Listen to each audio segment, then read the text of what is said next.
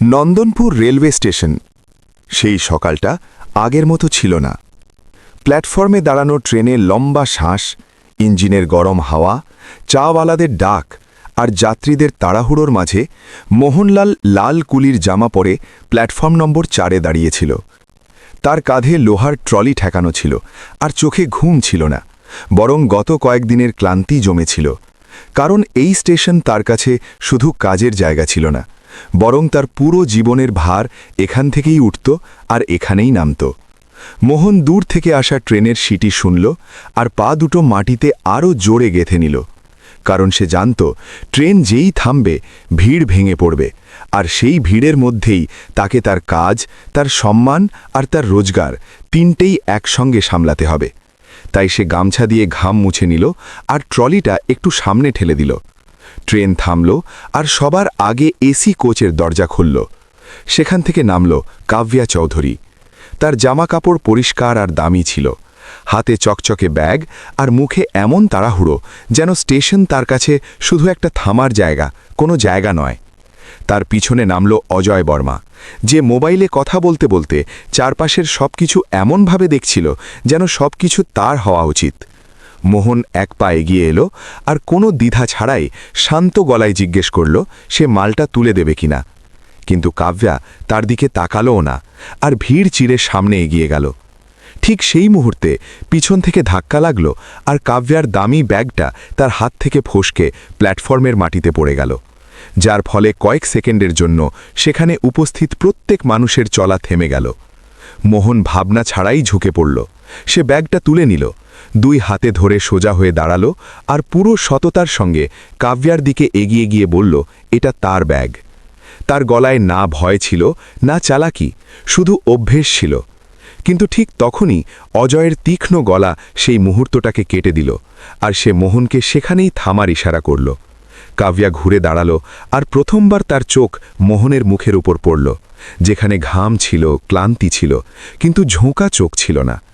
অথচ অজয় ব্যাগটা ছিনিয়ে নিল আর কোনো সংকোচ ছাড়াই তার জিপ খুলে ভিতরে উঁকি দিতে লাগল, যেন তার আগে থেকেই বিশ্বাস ছিল যে কিছু না কিছু খারাপ বেরোবেই। মোহন চুপ করে দাঁড়িয়ে রইল, কারণ সে জানত স্টেশনে তার গলার চেয়ে তার চুপ থাকাটাই বেশি শোনা যায়। আর যখন অজয় তল্লাশির কথা বলল, তখন আরপিএফের দুজন জামান এগিয়ে এলো। তারা মোহনের পকেট দেখল, তার ট্রলি উল্টে দিল, তার জামা কাপড় হাতড়ালো, কিন্তু কিছুই পাওয়া গেল না। তবুও সেই কিছু না পাওয়াটা মোহনের অপমান কমায়নি। ভিড়ের মধ্যে দাঁড়ানো কিছু লোক চোখ ফিরিয়ে নিল, কেউ কেউ মাটির দিকে তাকাতে লাগল, আর কেউ এগিয়ে এসে বলল না যে এই ছেলেটা ঠিক আছে, কারণ সেই স্টেশনে সত্যির চেয়ে ট্রেন ছাড়ার তাড়া বেশি থাকে। কিন্তু মোহন সোজা হয়ে দাঁড়িয়ে রইল, আর তার চোখ না কাব্যার সঙ্গে ধাক্কা খেল না অজয়ের সঙ্গে। সে শুধু সেখানে দাঁড়িয়ে রইল, যেন সে নিজেকে পড়তে দেয়নি। অজয় কাব্যার দিকে তাকালো আর তাড়াতাড়ি যাওয়ার কথা বলল। কাব্যা ব্যাগটা কাঁধে ঝুলিয়ে নিল আর এক মুহূর্তের জন্য মোহনের দিকে তাকালো। সেই দৃষ্টিতে না ক্ষমা ছিল না সন্দেহ, শুধু একটা থমকে যাওয়া ছিল। তারপর সে ঘুরে গেল আর ট্রেনের দিকে এগিয়ে গেল, যেন এই ঘটনাটা তার দিনের তালিকায় একটা ছোট্ট বিন্দু মাত্র। ট্রেনের সিটি বাজল, দরজা বন্ধ হলো আর প্ল্যাটফর্মে আবার শোরগোল ফিরে এলো। লোকজন চলতে লাগল, আওয়াজ উঠতে লাগল, আর মোহন আবার সেই জায়গায় দাঁড়িয়ে গেল যেখানে কয়েক মিনিট আগে তার তল্লাশি হয়েছিল। সে ট্রলি তুলে নিল আর কুলি কুলি বলে ডাক দিল, কিন্তু এবার সেই ডাকে একটা ভারী ভাব চলে এসেছিল। দিন বাড়তে লাগল, ট্রেন আসতে যেতে লাগল। মোহন অনেকের মাল তুলল, কেউ ঠিকঠাক পয়সা দিল, কেউ কম দিল, কিন্তু সে কারো কাছে কিছু বলল না, কারণ তার কাছে প্রত্যেক যাত্রা জরুরি ছিল। আর যখন এক বৃদ্ধ যাত্রী তার হাত ধরে বলল যে সে ভুল করেনি, তখন মোহন শুধু হালকা হাসি দিল, যেন এই কথাটা সে আগে থেকেই জানত। সন্ধে নামার সঙ্গে সঙ্গে স্টেশনটা একটু শান্ত হয়ে গেল। মোহন বেঞ্চে বসল, সে পকেট থেকে মায়ের ওষুধের প্রেসক্রিপশন বের করল। সেই কাগজটা অনেকক্ষণ ধরে দেখল আর তারপর সাবধানে ভাঁজ করে আবার রেখে দিল, কারণ তার কাছে এই কাগজটা কোনো প্রাসাদের কাগজের চেয়ে কম দামি ছিল না। ঠিক তখনই স্টেশনের বাইরে থেকে একটা কালো চকচকে গাড়ি বেরিয়ে এলো, যার ভিতরে কাব্যা বসেছিল আর জানালা দিয়ে পিছনে পড়ে যাওয়া প্ল্যাটফর্মের দিকে তাকিয়েছিল। তার মাথায় বারবার সেই দৃশ্য ফিরে আসছিল, লাল জামা, সোজা চোখ আর কিছু না বলে দাঁড়িয়ে থাকা। অথচ অজয় এটা ছোটখাটো ব্যাপার বলে ঘটনাটাকে হালকা করার চেষ্টা করছিল। কাব্যা জানালা বন্ধ করে দিল, কিন্তু ছবি বন্ধ হলো না। আর অন্যদিকে মোহন উঠে দাঁড়ালো, ট্রলি সামলালো আর আকাশের দিকে এক মুহূর্ত তাকিয়ে পরের ট্রেনের দিকে এগিয়ে গেল। কারণ তার জানা ছিল না যে যেই স্টেশনে আজ তাকে থামানো হয়েছিল, সেই স্টেশনে তার জীবনের সবচেয়ে দ্রুত দৌড়ের শুরু হয়ে উঠতে চলেছে। পরের সকালে নন্দনপুর রেলওয়ে স্টেশনে মোহন সেই সময় পৌঁছল যখন আকাশ এখনও পুরোপুরি পরিষ্কার হয়নি। প্ল্যাটফর্মে ঠান্ডা হাওয়া বইছিল আর ট্রেনের লাইন থেকে উঠে আসা ধাতুর গন্ধ তার ফুসফুসে ঢুকছিল। কিন্তু আজ তার পায়ে সেই হালকা তাড়া ছিল না যা রোজ কাজ শুরু করার সময় থাকত। কারণ তার মনে গতকালের সন্ধ্যের এক একটা ছবি এখনও স্পষ্ট আটকে ছিল। মোহন ট্রলি সামলালো আর প্ল্যাটফর্ম নম্বর 1-এর দিকে এগিয়ে গেল। সেখানে লম্বা দূরত্বের ট্রেন আসতে চলেছে, আর সে জানত যদি আজ কাজ বেশি না পায় তাহলে সন্ধে নাগাদ মায়ের ওষুধের ব্যবস্থা করা কঠিন হয়ে যাবে। তাই সে নিজেকে ভাবতে বাধা দিল আর কাজের দিকে মন দিল। কিন্তু স্টেশনের প্রত্যেক আওয়াজের মাঝে তাকে মনে হচ্ছিল যেন লোকজন তাকে দেখছে না, বরং গতকালের সেই অপমানকে দেখছে। ট্রেন এলো, দরজা খুলল আর লোকজন নামতে লাগল। কেউ তাড়াহুড়োয় ট্রলি টেনে নিল, কেউ রাগে চিৎকার করল, কেউ না দেখে পয়সা গুজে দিল। কিন্তু মোহন সব সহ্য করল, কারণ এই স্টেশন তার কাছে অভিযোগের জায়গা ছিল না, বরং বেঁচে থাকার শর্ত ছিল। আর ঠিক তখনই তাকে দূরে সেই কালো গাড়িটা দেখা গেল, যেটা গতকাল সন্ধে স্টেশনের বাইরে দাঁড়িয়েছিল। গাড়ি থেকে অজয় বর্মা নামল। আজ তার মুখে তাড়াহুড়ো নেই, বরং একটা নির্ধারিত পরিকল্পনার ঠান্ডা ভাব ছিল। আর তার পিছনে কাব্যা চৌধুরী নামল। কিন্তু আজ তার পা থেমে থেমে পড়ছিল, যেন স্টেশন তার সামনে কোনো প্রশ্ন হয়ে দাঁড়িয়ে প্রমাণিত হচ্ছে। মোহন তাদের দেখল, কিন্তু তবুও চোখ নিচু রাখল, কারণ সে জানত চোখাচোখি হলে প্রায়শই কথা খারাপ হয়ে যায়। অজয় সোজা মোহনের দিকে এগিয়ে এলো আর কোনো ভূমিকা ছাড়াই তাকে কাছে ডাকল। তার গলায় না গতকালের রাগ ছিল, না আজকের নরম ভাব, শুধু কাজ বের করে নেওয়ার অভ্যেস ছিল। মোহন ট্রলি থামিয়ে তার দিকে তাকালো, কারণ না করার মানে সে ভালো করে জানত। অজয় বলল যে কাব্যা একটা বড় প্রজেক্টে কাজ করছে আর নগর পরিষদের একটা মিটিংয়ে তার একজন সাধারণ সাক্ষীর দরকার। কেউ এমন মানুষ যে স্টেশনের নাম বলতে পারে, ভিড়ের কথা বলতে পারে আর কিছু প্রশ্নে মাথা নাড়তে পারে। বদলে তাকে এত টাকা দেওয়া হবে যে তার সব সমস্যা কিছুদিনের জন্য শেষ হয়ে যাবে। মোহন প্রথমবার সোজা কাব্যার দিকে তাকালো, আর সেই দৃষ্টিতে কোনো আশা ছিল না, শুধু এটা জানার ইচ্ছা ছিল যে সেও কি এই খেলার অংশ। কিন্তু কাব্যা কিছু বলল না, সে শুধু দাঁড়িয়ে রইল আর অজয়কে বলতে দিল যেন সিদ্ধান্ত আগেই হয়ে গেছে। মোহন শান্ত গলায় জিজ্ঞেস করল তাকে কি বলতে হবে, আর অজয় হালকা হাসি দিয়ে বলল যে সত্যি আর মিথ্যের মাঝের ফারাক কখনো কখনো এত ছোট হয় যে কেউ চিনতে পারে না, আর শুধু সেই ছোটটার ওপর দিয়েই তাকে চলতে হবে।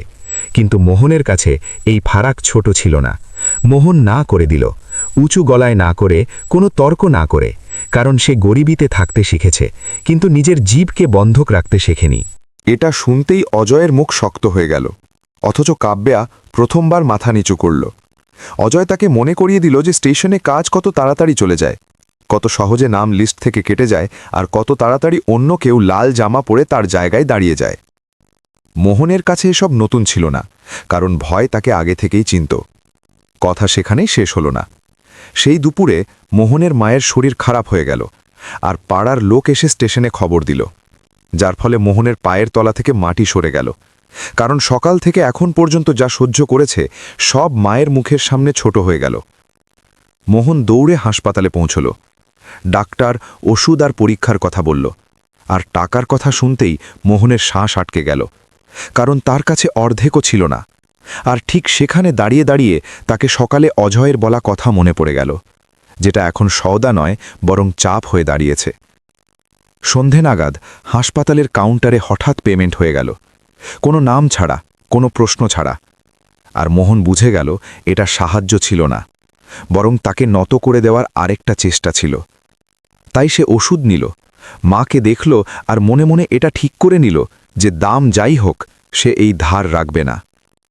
সেই রাতে মোহন স্টেশনে ফিরে এলো। প্ল্যাটফর্মে একা বসে। আর প্রথমবার সে অনুভব করল যে লড়াইটা এখন আর ব্যাগ বা তল্লাশির নয়, বরং চিন্তা আর সত্যির হয়ে গেছে। আর কোথাও না কোথাও এই লড়াইয়ের মাঝে কাব্যাও দাঁড়িয়ে আছে, যে হয়তো প্রথমবার বুঝতে শুরু করেছে যে টাকা সবকিছু ঠিক করতে পারে না। আর ঠিক সেই স্টেশনের হলুদ আলোর নিচে মোহন তার ট্রলিটা শক্ত করে ধরল, কারণ এখন তার স্পষ্ট দেখা যাচ্ছিল যে পরের মোড় আরও বেশি তীব্র হতে চলেছে। স্টেশন মাস্টার পরিস্থিতি খারাপ হতে দেখে মামলা থামিয়ে দিল, সবাইকে সরে যাবার কথা বলল। কিন্তু এখন কথা আর থামেনি, কারণ যা বলা হয়েছে আর দেখা হয়েছে তা স্টেশনের দেওয়ালে ধরে রাখা যাবে না। কাভিয়া কিছু না বলে গাড়ির দিকে এগিয়ে গেল, কিন্তু এবার তার মাথা নিচু ছিল। আর মোহন প্রথমবার অনুভব করল যে এই লড়াই এখন শুধু তার নয়, কারণ কোথাও না কোথাও সত্যিও নিজের রাস্তা বানিয়ে নিয়েছে। আর ঠিক সেই মুহূর্তে যখন ট্রেনের সিটি প্ল্যাটফর্মকে আবার ভরিয়ে দিল, মোহন এটে বুঝে নিল যে পরের ধাক্কা এখন আরও খোলা হবে। কারণ যখন সত্যি সামনে আসতে শুরু করে তখন তাকে থামানো সবচেয়ে কঠিন হয়ে যায়। পরের দিন নন্দনপুর রেলওয়ে স্টেশনে পরিবেশ বদলে গিয়েছিল। একই প্ল্যাটফর্ম, একই ট্রেন আর একই শোরগোল ছিল, কিন্তু এখন প্রত্যেক চোখে প্রশ্ন ছিল, আর প্রত্যেক কান নতুন খবরের খোঁজে ছিল। কারণ গতকালের নীরব ভিড় এখন শুধু দেখার ভিড় ছিল না, বরং ভাবার ভিড় হয়ে গিয়েছিল। মোহন স্টেশনে পৌঁছতেই অনুভব করল আজ কেউ তাকে অগ্রাহ্য করছে না। কেউ কেউ ইশারায় কথা বলছে, কেউ খোলাখুলি তার দিকে তাকাচ্ছে, আর কেউ কেউ ইচ্ছে করে তার কাছে এসে মাল রাখতে লাগল, যেন না বলে এটা জানাতে চায় যে তারা তার সঙ্গে আছে। সে ট্রলি সামলালো আর কাজে লেগে গেল, কিন্তু আজ প্রত্যেক স্যুটকেস তুলতে তুলতে তাকে এটা অনুভব হচ্ছিল যে সে শুধু বোঝা তুলছে না, বরং প্রত্যেক পদক্ষেপে তার লড়াইকেও এগিয়ে নিয়ে যাচ্ছে। আর ঠিক তখনই স্টেশনে হঠাৎ পুলিশের জিপ এসে থামল, যার ফলে স্টেশনে হইচই বেড়ে গেল। পুলিশের সঙ্গে কিছু কাগজ নিয়ে নগর পরিষদের অফিসার নামল, আর সোজা স্টেশন মাস্টারের ঘরের দিকে এগিয়ে গেল। কারণ এখন মামলাটা শুধু এক কুলির ছিল না, বরং সেই মিটিংয়ের হয়ে গিয়েছিল যার জন্য মোহনের কাছ থেকে মিথ্যে বলানো হচ্ছিল, আর যার স্তরগুলো এখন ধীরে ধীরে খুলতে শুরু করেছে। মোহনকে আবার ডাকা হলো, কিন্তু এবার গলায় চাপ কম আর আনুষ্ঠানিকতা বেশি ছিল। যখন সে ঘরে পৌঁছল তখন দেখল কাভিয়া চৌধুরী আগে থেকেই বসে আছে। তার মুখে আজ না অহংকার ছিল, না তাড়াহুড়ো, বরং একটা স্পষ্ট ক্লান্তি ছিল, যেন সে রাতভর এমন কোনো সিদ্ধান্ত ভেবেছে যেটা নেওয়া সহজ ছিল না। অজয় বর্মাও সেখানে ছিল, কিন্তু আজ তার চালে সেই আত্মবিশ্বাস ছিল না, যেটা সাধারণত তার কথা থেকে ঝরে পড়ত।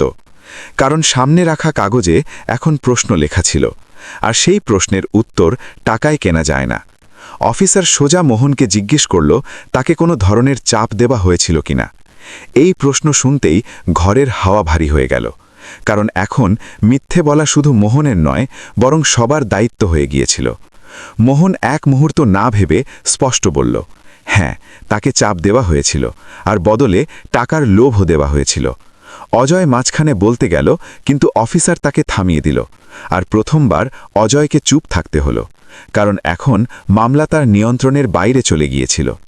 কাভিয়া এসব শুনছিল, কোনো বাহানা ছাড়া, কোনো পর্দা ছাড়া। মোহন পুরো সত্যি বলল, স্টেশনের ঘটনা থেকে শুরু করে হাসপাতালের সেই পেমেন্ট পর্যন্ত, যেটা তার অসহায়তাকে আরও গভীর করে দিয়েছিল। আর প্রত্যেক শব্দের সঙ্গে ঘরের নীরবতা আরও গভীর হতে লাগল, কারণ সত্যি যত সোজা হয় ততই ভারীও হয়। কাভিয়া প্রথমবার নিজের গলায় বলল যে সে ভুল হতে দিয়েছে, সে চুপ থেকে ভুলকে বাড়তে দিয়েছে। আর এই স্বীকারোক্তি ঘরে বসা প্রত্যেক মানুষের জন্য অপ্রত্যাশিত ছিল, কারণ সেখানে কেউ এটা আশা করেনি যে ধনী মেয়ে এত স্পষ্ট গলায় নিজের ভুল স্বীকার করবে। অজয় পরিস্থিতি সামলানোর শেষ চেষ্টা করল, কিন্তু এখন দেরি হয়ে গিয়েছিল, কারণ অফিসার কার্যকরী ব্যবস্থার কথা বলে দিল, আর কাগজের সই হতে লাগল, যার ফলে এটা স্পষ্ট হয়ে গেল যে এই মামলা আর বন্ধ করা যাবে না। ঘর থেকে বেরোতেই খবর স্টেশনে ছড়িয়ে পড়ল, লোকজন থমকে যেতে লাগল, কথা হতে লাগল, আর যারা গতকাল চুপ ছিল তারা আজ খোলাখুলি বলতে লাগল। কারণ যখন সত্যির প্রথমবার আনুষ্ঠানিক নাম মেলে তখন তাকে চাপা দেওয়া আরও কঠিন হয়ে যায়। মোহন প্ল্যাটফর্মে ফিরে এলো আর কাজে লেগে গেল, কিন্তু আজ তার পায়ে ভয় ছিল না, কারণ সে জানত যা হওয়ার ছিল তা হয়ে গেছে, আর যা এগিয়ে আসবে তা এখন তার একার হাতে নেই। কাভিয়া স্টেশন থেকে বেরিয়ে যাচ্ছিল, কিন্তু এবার তার চলা ধীর ছিল। যখন সে গাড়িতে বসল তখন পিছনে ফিরে প্ল্যাটফর্মের দিকে তাকালো, যেখানে মোহন ট্রলি ঠেলছে। আর সেই দৃশ্যে তাকে প্রথমবার বোঝা গেল যে মানবতা কোনো পদ বা প্রাসাদে থাকে না, বরং সেই সততায় থাকে যেতে সবার সামনেও ঝোঁকে না। আর ঠিক সেই মুহূর্তে যখন স্টেশনে আরেকটা ট্রেন এসে থামল, গল্পটা তার সবচেয়ে বিপজ্জনক মোড়ের দিকে এগোতে লাগল। কারণ এখন প্রশ্ন শুধু সত্যির নয়, বরং তার পরিণামের হয়ে গিয়েছে। নন্দনপুর রেলওয়ে স্টেশনে সেই সন্ধেই কিছু অদ্ভুত নীরবতা ছিল। ট্রেন আসা যাওয়া করছিল, প্ল্যাটফর্ম ভরা ছিল, কিন্তু হাওয়ায় একটা অকথিত টেনশন ভাসছিল। যেন সবাই জানত আজ এমন কিছু ঘটতে চলেছে যেটা খবরের কাগজের হেডলাইনের চেয়ে বেশি মানুষের স্মৃতিতে থাকবে। আর ঠিক সেই পরিবেশের মাঝে মোহন তার ট্রলি ঠেলতে ঠেলতে প্ল্যাটফর্মের একদম শেষ প্রান্তে পৌঁছে গেল, যেখানে সাধারণত সে বসে দিনের ক্লান্তি নামাত। তার শরীরে ব্যথা ছিল, কিন্তু তার চেয়ে ভারী তার মন ছিল। কারণ গত কয়েকদিনে যা দেখেছে আর সহ্য করেছে ততটা সে পুরো জীবনে একসঙ্গে কখনো সহ্য করেনি। আর এখন যখন সত্যি সামনে চলে এসেছে, তাকে মনে হচ্ছিল লড়াই শেষ হবার বদলে আরও গভীর হয়ে গেছে। সন্ধ্যা নামার সঙ্গে সঙ্গে খবর এলো যে নগর পরিষদ অস্থায়ী তদন্ত শেষ করেছে, আর পরের সকালে একটা খোলা শুনানি রাখা হয়েছে, যেখানে স্টেশনের ঘটনা, চাপ আর মিথ্যের প্রত্যেক দিক সবার সামনে রাখা হবে।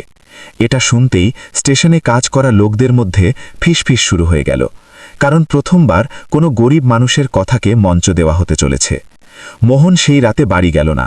সে স্টেশনের কাছে থাকা পুরনো কুলি বিশ্রামঘরেই বসে রইল। মায়ের ছবি সামনে রেখে অনেকক্ষণ তাকিয়ে রইল, কারণ তার ভয় ছিল না কাল কি হবে, বরং এই ভার ছিল যে সত্যি জিতলেও কি মানবতা সত্যিই বেঁচে থাকবে। পরের সকালে স্টেশনের কাছে থাকা নগর পরিষদের ছোট সভাকক্ষ লোকে ভরে গেল। সাংবাদিক, অফিসার, সাধারণ মানুষ আর স্টেশনের কর্মচারী সবাই উপস্থিত ছিল।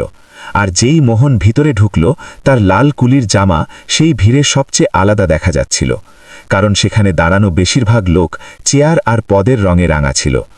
কাভিয়া চৌধুরী আগে থেকেই বসেছিল, সাধারণ জামা কাপড়ে, কোনো আড়ম্বর ছাড়া। আর তার মুখে আজ না অহংকার ছিল, না লজ্জায় পালানোর চেষ্টা, বরং একটা স্পষ্ট ক্লান্তি আর একটা স্পষ্ট ইচ্ছা ছিল। যেন সে ঠিক করে নিয়েছে যে এখন যাই হোক সে সত্যির পিছনে হটবে না। শুনানি শুরু হলো, প্রশ্ন করা হলো, কাগজ পড়া হলো, বয়ান দেওয়া হলো। আর যখন মোহনকে বলতে বলা হলো, তখন সে প্রথমবার এত লোকের সামনে তার পুরো কথা রাখল, কোনো নাটকীয়তা ছাড়া, কোনো অভিযোগ ছাড়া, শুধু সত্যিকে ঠিক যেভাবে ঘটেছিল সেভাবে রেখে। আর তার গলায় না রাগ ছিল, না প্রতিশোধের আগুন, বরং একটা সোজা সততা ছিল, যেটা প্রত্যেক শব্দের সঙ্গে আরও স্পষ্ট হতে লাগল।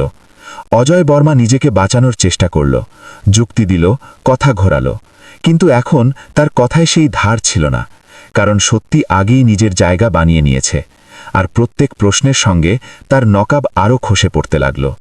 রায় এলো, কার্যকরী ব্যবস্থা ঠিক হলো, আর এটা স্পষ্ট হয়ে গেল যে টাকা আর পদের ভরসায় চাপা দেওয়া কথা এখন আবার নিজের জায়গায় ফিরে এসেছে।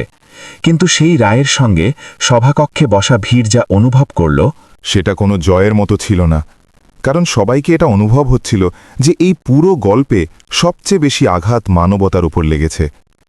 শুনানি শেষ হতেই লোকজন বাইরে বেরোতে লাগল, ক্যামেরা বন্ধ হলো, প্রশ্ন শেষ হলো, আর মোহন চুপচাপ বাইরের দিকে এগিয়ে গেল, কারণ তার কাছে এই দিন কোনো উৎসবের ছিল না, বরং একটা লম্বা ক্লান্তির শেষ ছিল, আর হয়তো কোনো নতুন শুরুও। কাব্যাও বাইরে এলো, সে মোহনকে থামালো আর প্রথমবার তার সামনে দাঁড়িয়ে কোনো ভূমিকা ছাড়াই বলল যে সে ভুল করেছে। শুধু সেই দিন নয়, বরং তখনও, যখন সে চুপ ছিল। আর এই ক্ষমা কোনো মঞ্চের জন্য নয়, বরং নিজের জন্য ছিল। মোহন তাকে দেখল, অনেকক্ষণ দেখল, তারপর শুধু এটুকু বলল যে ভুল স্বীকার করাও একরকম সাহস।